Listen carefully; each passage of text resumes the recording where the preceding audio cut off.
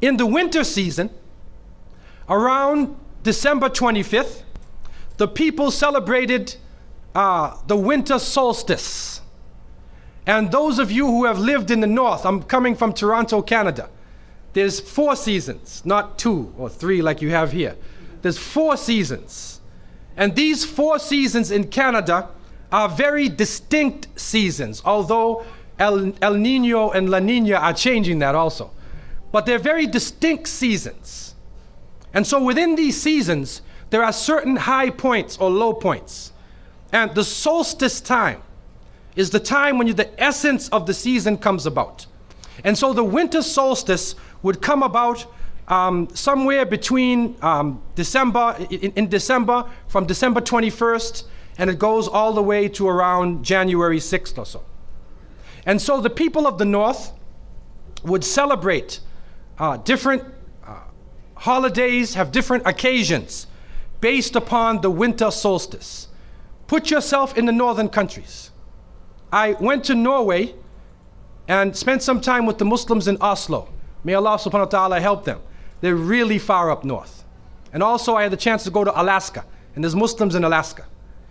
Now, when we were there in the summertime, and it was time for Salat al-Maghrib, and we looked outside, and the sun was still out. Somebody looked at his watch and he said, well, that's sunset, and it's time to make Maghrib. So we made Salat al-Maghrib that is normally made with the sunset according to the watch, and the sun was out. The time for Isha, they looked at their watch again. It's supposed to be darkness of night according to the fiqh. They looked at their watch and they said, it's time for Isha. We made Isha and the sun was out. Around 1 o'clock at night, I looked at my watch and realized it's time to go to bed, but the sun was out. And so in those parts of the world, you are in a situation where, for the Muslims, you make taqdeer.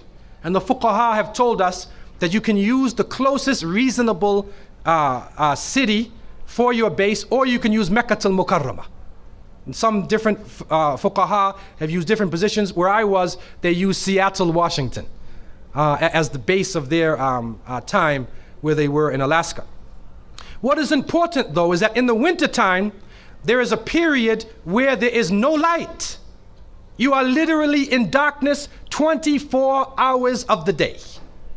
And this stretches for a period of time. Now, could you imagine if you're living in Alaska, or living in Canada, or living in Norway, and you don't have central heating, and the cold is outside, it's darkness around you, people are dying from disease, it's a terrible time, and every family would probably lose somebody, or they would know of somebody dying from the cold and disease during that season.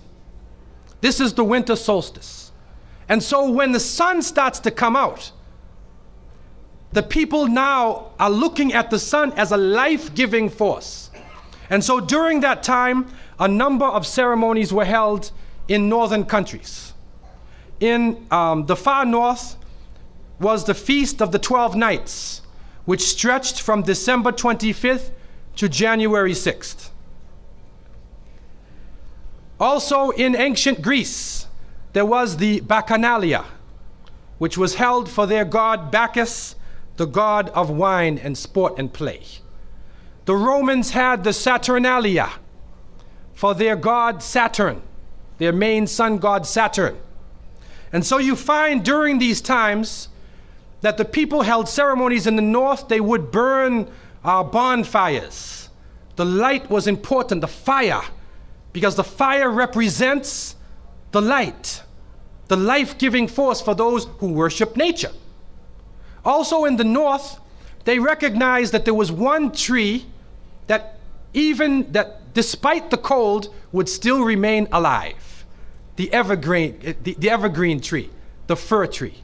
And so in some cases they would take this fir tree, believing that there was powers of life within the tree, and they would put it in their homes, set it there and put a light on the top of it, or burn them in the front, or they would make mistletoes and put them over their doorways, a type of what we would call ta'weez or tamima. It is an amulet.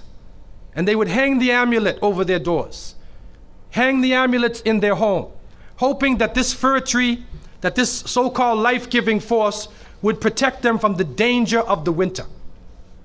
And so their ceremonies developed around this. And this went on for hundreds of years. We also find in the ancient northern countries, we find the Druids and the Druids of the north. And they carried out special ceremonies surrounding the mistletoe and surrounding the fir tree and the beliefs, and they would meet within circular areas. And they had a secretive cult that spread throughout the far northern countries. One of the interesting individuals, and you can look this up if you can find it in the dictionaries or encyclopedias, is a man called Mithra or Mithras. This is a very mysterious character. And when you look at history, you find that this individual called Mithra was born on December 25th. His day of the week was the 7th day of the week, that we still call Sunday. He was supposed to be the son of the sun god himself, and they had a special sacrament made up of bread and wine, and they would make this drink during this time, and supposedly he died for the sins of the people. Sounds familiar, doesn't it? But when you try to find Mithra or Mithras in the encyclopedias, they, through state intervention, erased the name. Why is this? That is because after the time of Jesus, Isa alayhi salam, when his followers, when the message began to spread, and they went north, and you'll see within historical writings that Barnabas, one of his disciples, met a man named Saul or Paul, who later called himself Paul. Paul said he saw Jesus on the Damascus road. And he went to the disciples, but the disciples turned against Paul. Only Barnabas stayed with him. But when Paul and Barnabas went into Greece, Barnabas left him.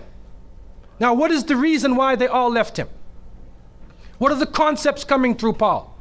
Many people say, well, they left him because he was Saul before, and he used to torture the early followers of Isa alayhi salam.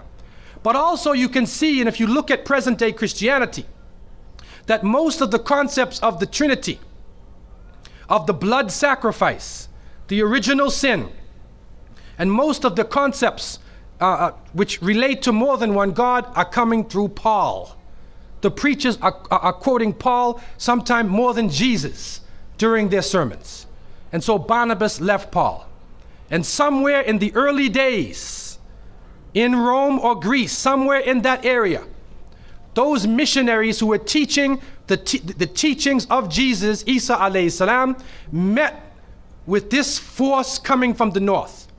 And so you will see in ancient Roman history that in some cases the Roman emperor would go out to the Colosseum and the gladiators would be fighting each other and everybody's cheering for the gladiators. Sounds like one of our football games.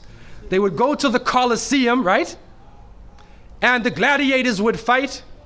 And then if one of the gladiators was down, and they would look at the emperor, should I kill him or not? And if he wanted to kill him, he would say, he would go like that. Right? You know, that sign down. If he said keep him alive, he goes like this. You know how we use it today? Yes. Okay? He gives that sign. Okay?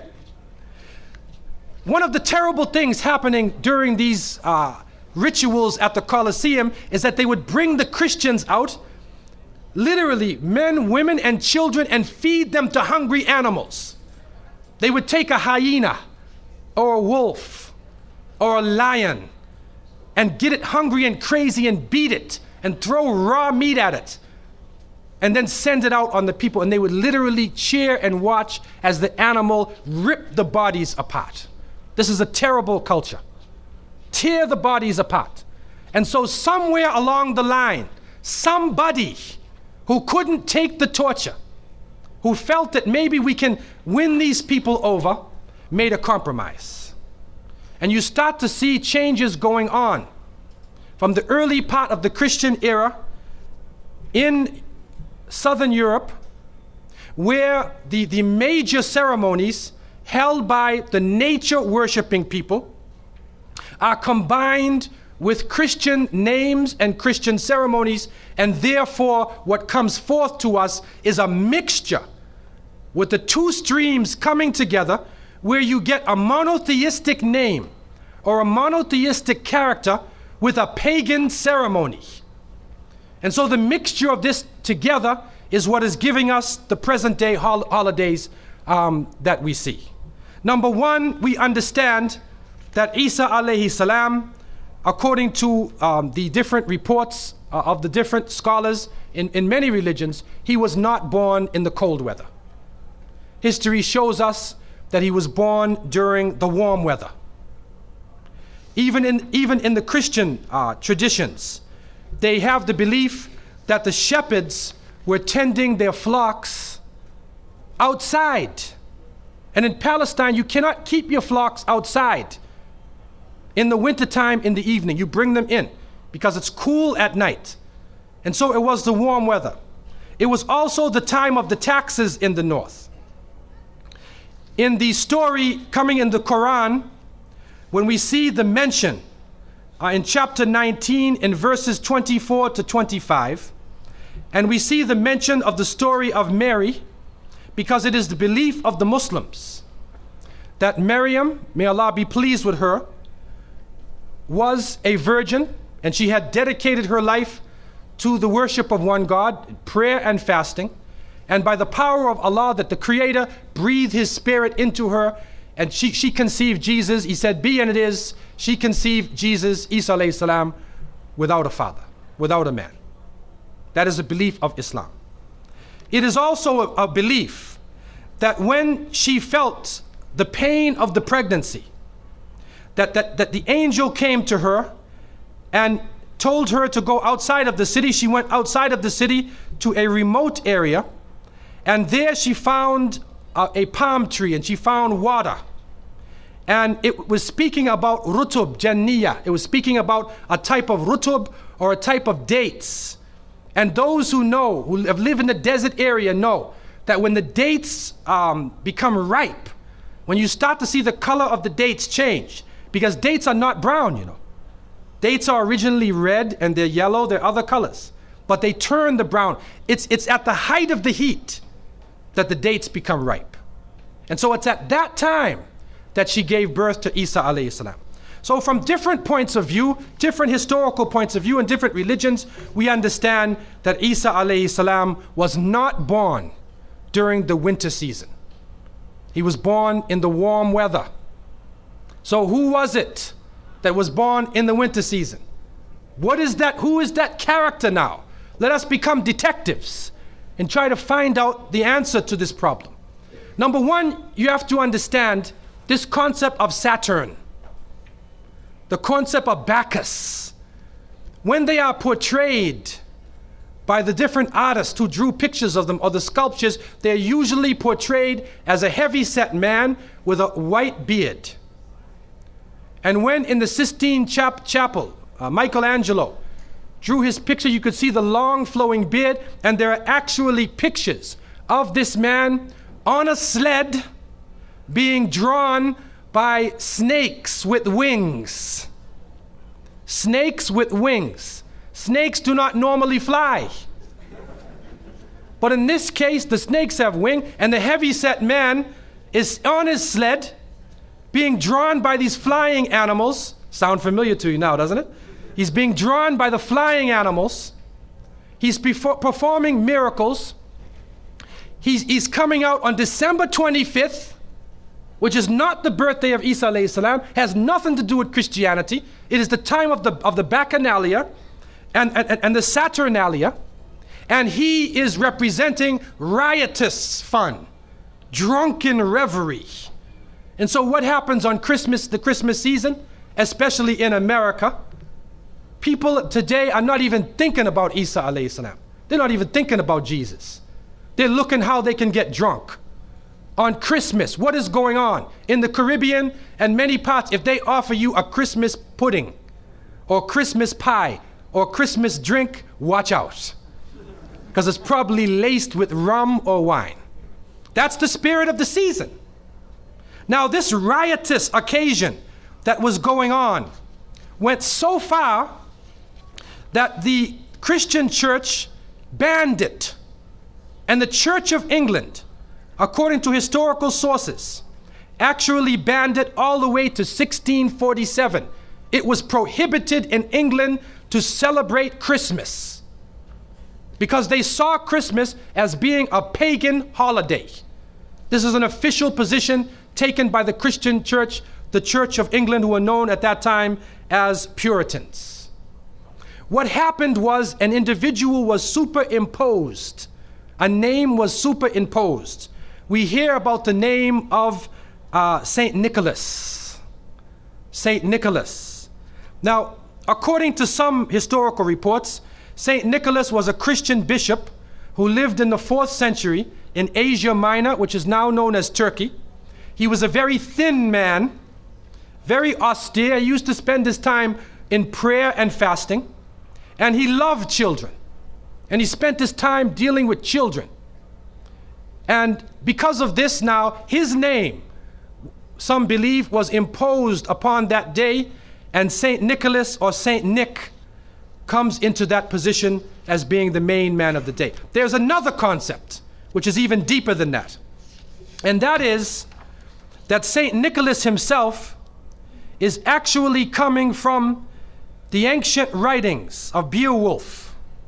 And in these writings, which are done in the Scandinavian region, we find the name Nick or Nickel or Nicker. He was known as a demon, the demon of the north.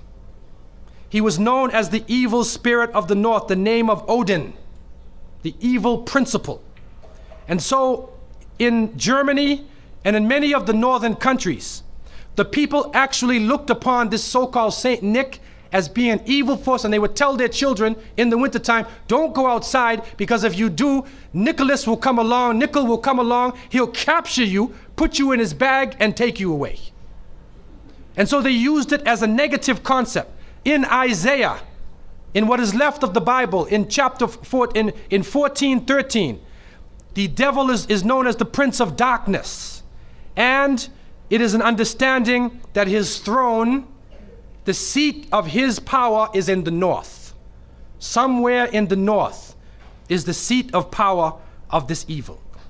And so the Germans also, when they depicted this Nicholas, or this Pelznickel, as they would say, Pelznickel in German, it means a furry devil. When they depicted him, they depicted him as a man with red fur. He had red fur coat. And his base was in the north, and he was the essence of evil. And the Church of England till 1647 took the position that this celebration could not go on. So what we are actually seeing is that the Christmas occasion was actually the time of evil. It was the time of the belief in the Saturnalia and the Bacchanalia. And because of this, they shifted the occasion to New Year's Eve. They shifted all of their feelings and their merriment and their evil to New Year's Eve. Now, before we go to that, looking back at Christmas, what is happening now in Christmas season? I don't know what goes on in Miami, but in the northern cities, on Christmas occasion, they put lights around and Santa Claus parades. Do you have a Santa Claus parade here? They have Santa Claus parades, and St. Nicholas is outside, and he's in the streets, and everybody's talking about St. Nicholas, and the poor children are taught that St. Nicholas is going to come down your chimney. Most people don't have chimneys in Miami anyway, but a 350-pound man is going to come down your chimney and bring you presents and keep his clothes white and red, and go to all of the homes in the area and put presents in your stockings and put presents under your tree, and then fly back out into space. And the poor father who sweat and toiled all year to get you the presents, gets no credit for the present given to the child. St. Nicholas comes down the chimney, gives you this present, flies off into the night. And many of us were raised thinking, believing in this. Some of us would sneak into the night and look and see our father putting the present under the tree. We knew what he was doing anyway. But you went along with it, and the people say, well, you know, it's Christmas. Don't you like to have fun? You want to stop the children from having fun? What kind of people are you? But what are you teaching the children? You are using the name of Jesus, using the name of Isa alayhi salam, and you are using a figure who historically is the devil. The devil himself, wal-iyadhu billah. They are using his figure, and he has now taken over the Christmas season. Christmas now to most people means materialism. You have to buy presents for your cousins and your friends, and you got to buy about 34 presents. And you find that most American people are in debt for 6 months after Christmas. Now, where is Jesus? You get drunk, you fight, you lose all your money, the stores raise their prices. Isa alayhi salam is described as a very humble person. Most of the time he didn't wear shoes, only 1 or 2 changes of clothing. A very simple person, eating very simple food, fasting most of the time. You see what is going on? There are 2 streams now, a stream of polytheism, a stream of monotheism, and now the polytheism, the materialism, is overtaking the monotheism and standing in the way and taking over our society. And some foolish Muslims coming along from outside of in their country say, well, I just want to be an American. I want a tree too. So I said, one of the brothers said he had a Christmas tree in his house. He came for, I said, brother, do you know what the tree stands for? He said, no. Okay, I'll get a palm tree with dates. I'll make it halal, a halal Christmas tree. But brother, you have to understand what it means. You have to understand what it means. Number one, the Prophet ﷺ, when he spoke about, he talked about ar-ruqya, wa tama'im, wa tiwala. He said all of these things are shirk. That if you hang amulets thinking that this ta'weez or this amulet is going to protect you from something, then you are actually giving power to the creation of Allah and taking it away from the Creator. If you think that by making some spells, going to a magician and asking them to put a spell on someone, you want to get married, so you go to the Sahir and say, put a spell on Ali, I want to marry him. Put a spell on Zainab. What kind of marriage are you going to have if you go to the magician?